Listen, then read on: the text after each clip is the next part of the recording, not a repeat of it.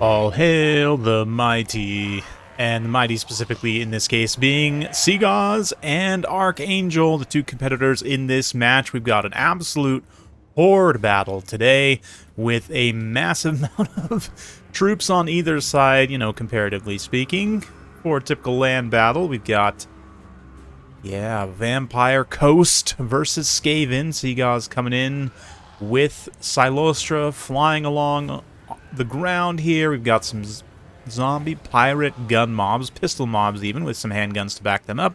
Lamprey's Revenge, and some more animated hulks for some cheap pressure, weight. What am I thinking of? Mass. There it is. Morn Ghouls, Night Terror, Regiment of Renown. Got plenty of Scurvy Dogs as well. 4 Scurvy Dogs, a couple more Morn Ghouls out on the left. So, plenty of monstrous infantry, plenty of mobility with some range. Really like this build, to be honest, from Seagauze with Vampire Coast. As for Archangel coming in with the Skaven, he's gone quite missile-centric. I say that because he's got 4 Jezzails, some of which are getting line of sight blocked by these Rat Ogres right now, but that's okay. Clan Rat Spears in the front line, Rat Ogres to protect everything. He's got a Master Assassin and a Plague Priest for his heroic core. Plague Priest looking to summon up some Clan Rats, even out the numbers, actually stack the numbers even further in Skaven's favor, as they do have more models than Vampire Coast does. But Vampire Coast approaching, they're going to hammer in on some units, hammer some magic. Animated hulks swinging their crab claws, cannons, and anchors, whatever other bits and bobs are attached. That would honestly be an interesting kit to build in terms of minis. But anyway, Silostra is going to punch up the center and get her Knights Errant summoned on the field. The ghostly Knights of Bretonnia with their pure armor piercing damage, excellent charge bonus, and of course Terror should inflict great damage on the Skaven backline here as they immediately punch through these Jezzails, followed up by the crabs. You can see the Jezzails, even without the UI, you can see them terror routing. It's kind of crazy. And just across the line here, we've got quite a wide engagement, obviously. Morn Ghouls and Hounds kind of working around the flanks, working any gaps they can find here. This Night Terror got matched up against some Rat Ogres and also some local Gutter Runners with Poison. And been doing some really nice range damage to them, so not as good of an engagement there, but Regiment Renown Jezzails get shut down by Hulks and Scurvy Dogs. And the pistols, having taken the brunt of the damage from the Jezzails on the approach, will happily just fire and get whatever value they can. Over here on this side, these Gutter Runners, Rat Ogres get routed. Jezzails desperately trying to get away from the Hulks, but we already have some issues developing for the Skaven, but they're starting to kind of stabilize on this left flank here a little bit. Gutter Runners, Rat Ogres, summon Clan Rats, able to kind of push back the Night Terrors here. One unit of Rat Ogres did get routed, and Seagauze doing an excellent job using his Scurvy Dogs to chase routing units there. We take a look at the wide view once more. More Scurvy Dogs chasing routing units over here. Silostra's not much of a combatant, so it makes sense to just kind of keep her away from the fight as much as possible and use her leadership terror bombing abilities to keep units routed. And same thing over on the far side. All these units trying to get away from the scary undead is one of those things that Skaven historically, one issue they have with all the undead factions is the army-wide fear effect that all undead units have. They all, even the lowliest zombies, cause fear. Sometimes they even cause terror, in the case of these Morn Ghouls, right? Many of them. So leadership definitely becomes an issue for Skaven in a matchup like this. And credit to Seagauze for going with an aggressive kind of counter rush here. Love the Morn Ghouls supported by Scurvy Dogs out on the flanks. Gonna work around there. Unfortunately, the Night Terrors are gonna meet their fate with the Rat Ogres, Gutter Runners trying to stabilize here. The Plague Priest, also still alive, does have his own Discourage Contact effect, which will help these undead units stay in crumbling, generate a little bit of extra damage that way. But, minus 10 leadership is pretty significant for those low-tier zombie units. But these units in this engagement had pretty much crapped out anyway. They are done for. Rat Ogres charging into the guns now, doing whatever they can to shut them down. They're going to make contact with this unit of handguns before they lose their leadership, although they are getting fired in on the flank there.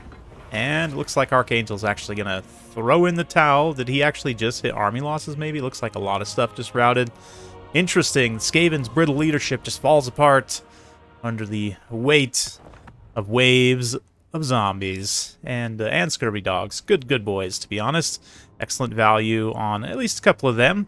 The Mornghouls also on the far side were basically unchallenged. Night Terrors had a pretty rough go there, but they did at least pull a lot of Archangel's value into that engagement. The Lamprey's Revenge also basically unchallenged, didn't lose a single unit model there. One of the handguns, oh, actually no, only two, not even 300 value on 110 kills, but, you know, it's nice to have the handgun insurance in case you do come up against something like a Wild Doom Wheel. Or, you know, not that they're super common in this matchup, but you might see some things, you know, maybe the Bell is a decent lore choice in many matchups. So that's a possibility that the handguns could help deal with them. Maybe some other, I think Stormrune are probably not likely to be super common here, and, you know, other melee armor-piercing tools can probably deal with them reasonably effectively, but just nice to have the insurance with the handguns, and I kind of like the front line of, like, all pistols as well, right? You just come in, kind of soften up whatever low-tier troops the Skaven have, and then tactically strike with these fast attack, high-power offensive units. The animated Hulks also come in, get some nice value there. For Archangel's side, yeah, looking across the value here, one of the gun runners had a decent performance, got pretty close to paying for themselves, but ultimately these low-tier troops just really get rolled over, and then the Jezzails themselves have a pretty tough time. Rat Ogres claw back some value as well, but we don't call them Rout Ogres for nothing. They also tend to have pretty severe leadership issues. So yeah, Seagulls playing to the faction strengths, able to pull out a win there. Very, very interesting. Yeah, let's go ahead and talk about army composition very briefly. Yeah, so I mean, a little bit of a perhaps unusual build for a Vampire Coast. Maybe not unusual if you're experienced in the matchup, but I actually always remember some discussion I had with Ryder Brohan actually at one point. I think this was way back in Warhammer 2, I want to say. We were sort of talking about his High Elves into Skaven, and the takeaway was really like, why bring melee infantry in this matchup, which I always thought was super interesting. You know, the Skaven definitely have some tools. They're not as potent as they used to be in previous patches right now, but they definitely have some very scary tools. Poison Wind Globes can just absolutely delete units like it's nothing. Particular melee infantry are quite vulnerable to it, but even like cavalry, expensive cavalry especially, can be quite vulnerable. Jezzails have penetration on their bullets, also great for taking out infantry. They've got great anti-infantry, you know, Doom Flayers, other tools as well, you know, Death Runners, what have you. Lots of things can kill infantry on the Skaven, and because of their own sort of roster construction, not having any traditional cavalry, having pretty limited options for mass and mobility, like true mass and mobility, right?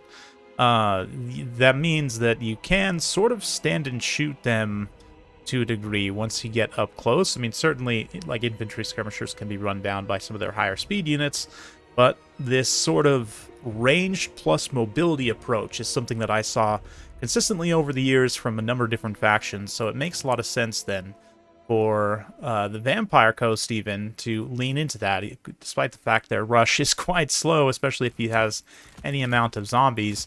Yeah, the pistols, like I said, can stand at a distance and generate value. They're going to be great against like the Rat Ogres and other kind of lower armor, expensive, or even mid-tier units, but still very key to the Skaven success, right?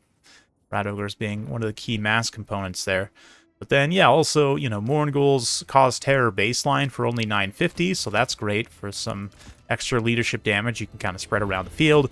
Scurvy Dogs, I mean, attack dog type units in general tend to be, you know, fast, maneuverable. They can bypass anti-large because they count as infantry, and when used in tandem with other units, kind of as a supporting role, can be surprisingly good at breaking things, and as we saw there, chasing routing units. So just a really good army construction from Seagauze here for this matchup. Have to take the hat off for him. So let's see if Archangel can rebound in Game 2. Be sure to join me for that. Like and subscribe. Thanks again. We'll see you next time.